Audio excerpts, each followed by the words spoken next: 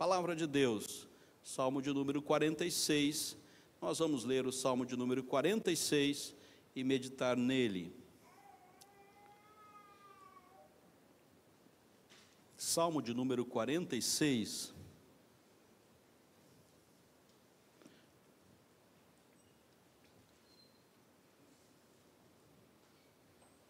Deus é o nosso refúgio e fortaleza, socorro bem presente nas tribulações.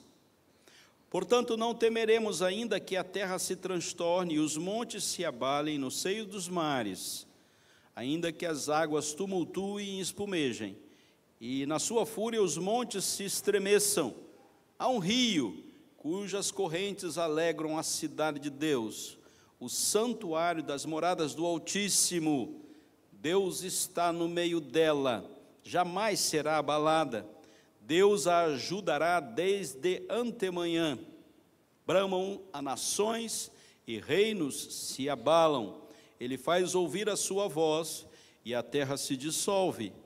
O Senhor dos exércitos está conosco.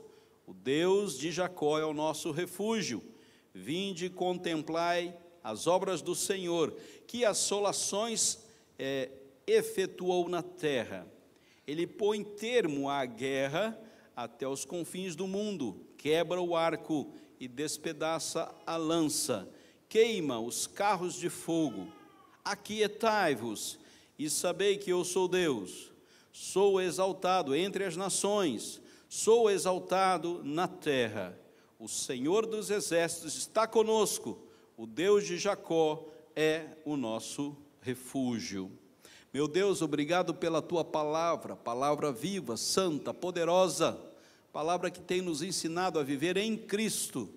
Obrigado porque temos esta possibilidade de, cultuando a Ti, Senhor, louvando o Teu nome, buscando a Tua presença em oração, meditarmos na mesma, Pai. Guarda em nosso coração que junto com o conhecimento venha o entendimento e gere para nós discernimento, para entendermos o Teu caminho e a Tua vontade. Assim seja conosco, Senhor, como povo Teu, oramos em nome de Jesus. Amém. Queridos, Deus está conosco. Hoje pela manhã conversamos a respeito da unidade da igreja, da necessidade de compartilharmos a necessidade dos santos. Entendemos que a nossa caminhada é segura, porque temos um povo separado. Nós somos a igreja, o corpo de Cristo Jesus. Hoje à noite nós vemos a necessidade da consciência de que Deus nunca deixa-nos à mercê da nossa sorte. Em momento algum nós somos abandonados por Deus. Deus nunca nos desampara, Ele nunca nos deixa, Ele nunca abre mão de nós. Ele tem um cuidado todo especial com o seu povo. Ele tem um carinho todo especial com o seu povo, ainda que tenhamos que passar um tempo nesta terra, e pela imperfeição trazida pelo pecado, tenhamos que enfrentar muitas tribulações. Deus é nosso refúgio e fortaleza, e Ele é socorro bem presente em toda e qualquer tribulação. Não há nenhuma possibilidade que Deus nos deixe à mercê dos nossos próprios recursos. Deus é a nossa referência de vida.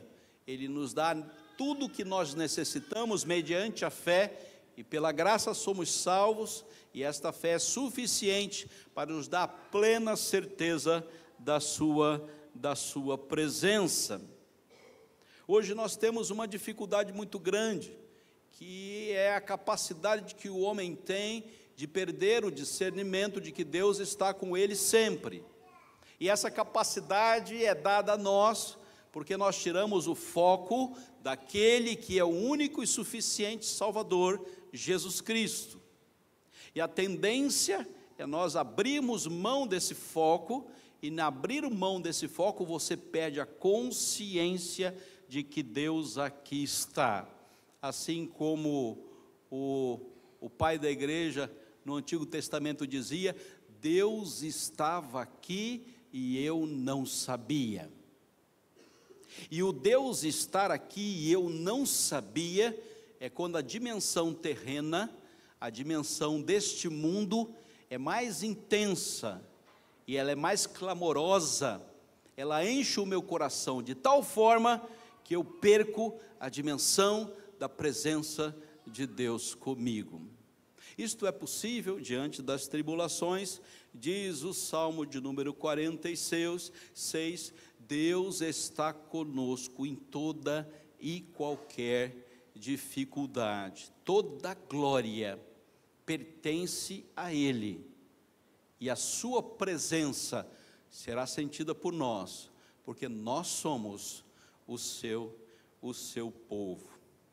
Essa dificuldade nos traz uma lista de distorções.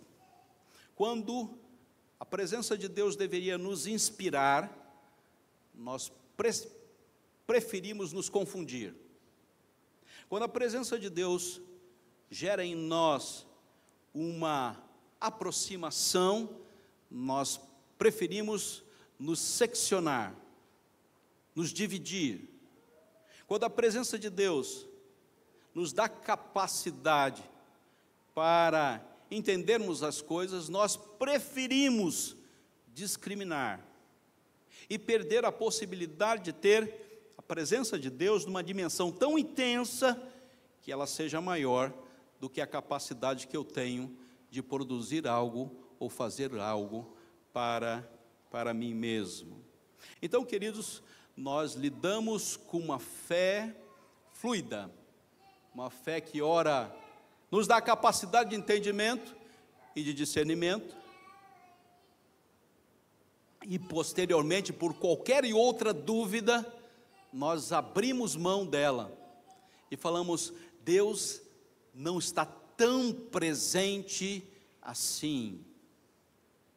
E nós perdemos a grande bênção de estarmos aqui na terra nesse tempo, que é sabermos que Deus está conosco sempre. Quando isso acontece, meu querido, quando a nossa capacidade de pecar é mais intensa do que a capacidade, nós pensamos, de Deus perdoar.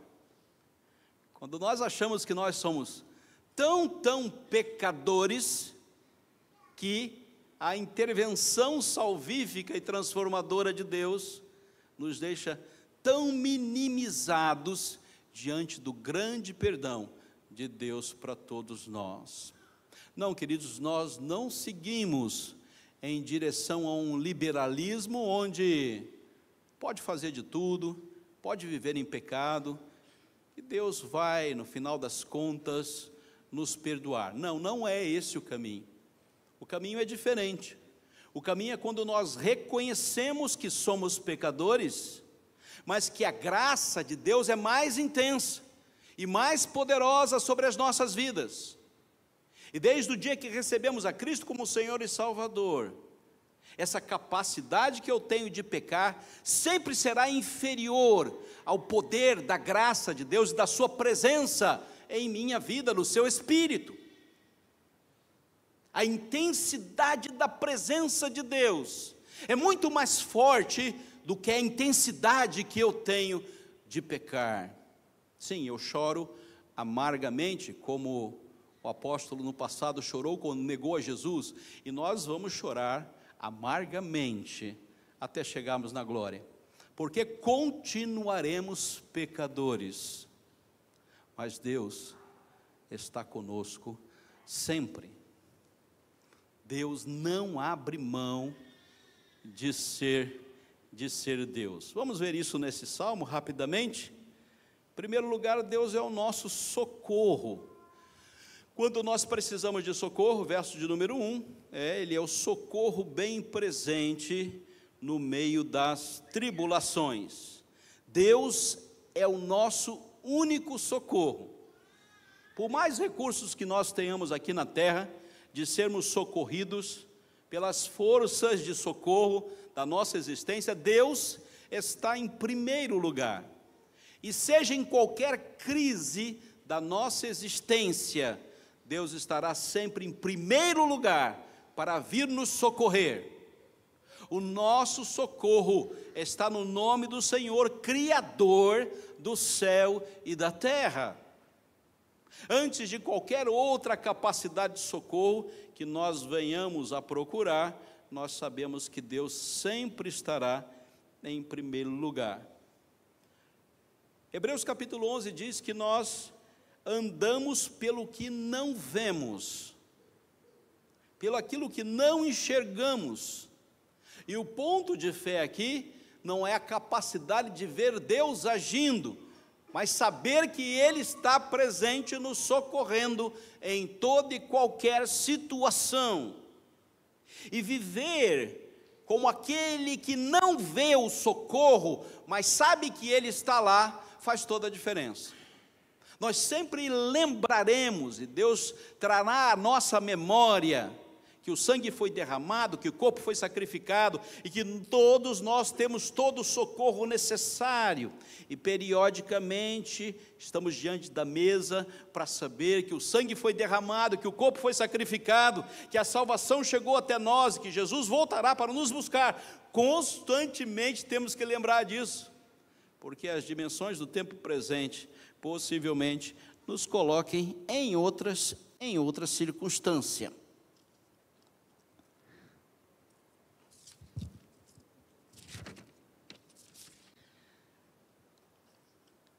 Essa manga dessa toga é muito grande.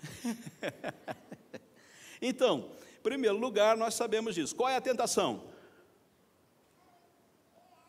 É ver o que não precisa ser visto.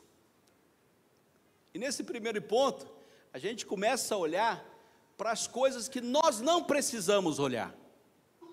Então, a capacidade criativa da igreja gera muitas possibilidades de nós enxergarmos muitas coisas. E nós começamos a olhar para todas as coisas menos para Deus. E ver aquilo que não vemos é olhar para Deus. E ver aquilo que eu gostaria de ver, eu começo a olhar para coisas que eu não preciso ver. Por exemplo, a pecaminosidade da igreja. Nós começamos a olhar, está vendo? Está vendo? O pessoal ainda vai à igreja. Olha que miserável, fez isso, fez aquilo, e o sem vergonha ainda vai para a igreja. Não, isso você não precisa ver. Esse não é o ponto de fé. O ponto de fé não é a capacidade que nós temos de pecar, mas o ponto de fé é a capacidade que Deus tem de nos socorrer.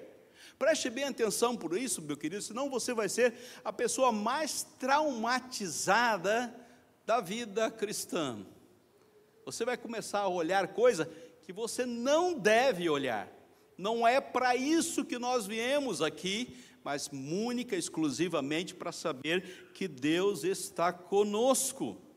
E Deus está conosco sempre. Nas crises, nós precisamos do seu socorro. Não é para eu olhar para as circunstâncias, mas é para eu olhar para a capacidade daquilo que Deus há de fazer, mesmo não vendo. Em segundo lugar, o texto também diz que Deus está no controle. Veja o verso de número 5. Deus está no meio dela, jamais será abalada. Deus a ajudará desde antemanhã. Ele faz ouvir a sua voz e a terra se dissolve. Deus está controlando todas as coisas. Não há nada, absolutamente nada que nós possamos fazer que tire Deus desse controle. Coisas terríveis estão acontecendo, pastor. Pois é, vão continuar acontecendo, o mundo não vai melhorar, mas Deus ainda está no governo de toda a sua criação. Deus não está cansado, sentado numa cadeira de balanço, esperando para ver o que o homem é capaz de fazer. Diz o texto que Deus põe fim à guerra até os confins do mundo, quebra o arco, despedaça a lança, queima os carros de fogo. Meu querido, Deus não perdeu o controle. Ainda que o homem seja extremamente criativo, extremamente bélico, e abra guerras e contendas, ele não é capaz de tirar o controle da mão de Deus. Ele continua sendo o Senhor. Nada poderá nos separar do amor de Deus, queridos. Você acha que isso é possível? De forma alguma. Nós vivemos pela fé no Filho de Deus, que nos amou e se entregou por cada um de nós. Você acha que vai faltar alguém no céu? Você acha que Deus é tão incompetente que Ele vai dizer, puxa, a igreja não conseguiu evangelizar algumas pessoas, elas não vão conseguir chegar na eternidade? Você acha que Deus é tão pequeno assim? Você acha que alguém vai faltar no momento da glória? Então, querido, você perdeu a dimensão do Deus que controla todas as coisas. Nós temos uma tarefa. Qual é a nossa tarefa? Evangelizar, levar o evangelho. A igreja está cumprindo a sua tarefa? Está cumprindo a sua tarefa. Mas Deus vai falhar na sua soberana vontade? Puxa vida, os homens conseguiram me enganar. Que teologia é essa? Que pensamento a respeito de Deus é esse? Nós conseguiremos passar a rasteira em Deus. Meus queridos, somos muito pequenos para isso. Deus não vai perder um controle de absolutamente nada. Nenhum fio da tua cabeça cai sem que Deus diga caia. E nem fica também, né? Alguns ficam, outros caem. Então, queridos, ou nós adquirimos esse entendimento, ou nós acordaremos toda manhã pensando, será que Deus vai vencer hoje? Ou será que o mal vai vencer hoje? Numa dimensão extremamente limitada de toda a criação e de todo o poder que está na mão do único Deus verdadeiro. Somos apaixonados por levar o evangelho. Há uma paixão no coração da igreja e nós queremos proclamá-lo. Mas com certeza, Deus continua ainda sendo o único Deus que está no controle de todas as coisas. Finalmente, que é o mais difícil, é que Deus nos aquieta. E essa palavra poderia sair dessa Bíblia. Nós não queremos nos aquietar. Nós queremos falar, questionar. Nós não queremos ser silenciados. E diz o texto, aquietai-vos. E quando nós devemos nos silenciar? Quando que nós devemos fazer isso? É claro, a gente deve conversar, e hoje já falei, chama o seu irmão para tomar um café na sua casa, descobre qual é o nome dos seus irmãos. Então, eu pedi para vocês falarem bastante no culto da manhã. Agora, eu estou dizendo, o pastor está dizendo para eu ficar quieto. Pois é, ficar quieto quando? Quando é que você deve ficar quieto? Quando você deve saber que Deus é o único Deus. Essa é a hora de você se calar. É quando você percebe que você está desconfiando dessa majestade, desse poder, dessa grandeza única, que ninguém se compara. E é uma boa hora para você se calar. Será que Deus, as coisas vão acontecer? Se cale, se aquiete. Cuidado para você não perder a dimensão do Deus que está conosco. Então, o aquietar do verso 10 é para que você não perca a sua segurança espiritual.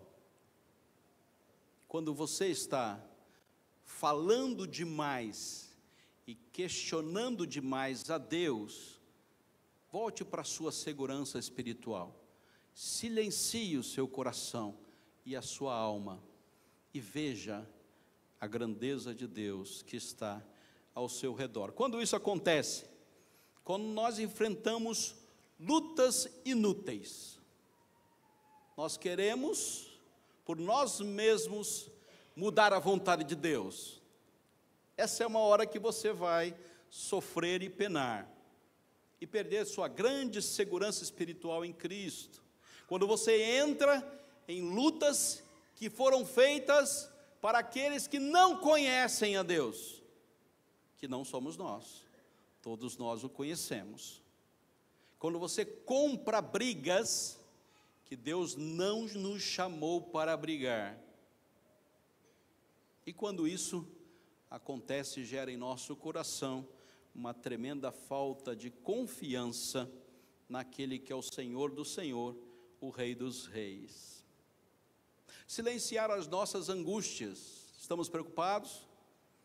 Amanhã é dia de batalha. Estamos preocupados? Tem algo no nosso coração que traz a sensação da ausência de Deus? Você está preocupado? Você não é capaz de dormir essa noite tranquilo e saber que Deus está no governo de todas as coisas? Deus é a nossa a única paz. Ninguém te traz paz além de Deus. É Ele que enche o seu coração com a verdadeira paz que vem do alto. E Deus, diz o texto, nos ajudará. Que bênção, querido, é você colher essa promessa do Salmo. Deus está nos ajudando. Ele sabe da nossa necessidade, da nossa dificuldade, das nossas lutas inúteis, da nossa falta de confiança.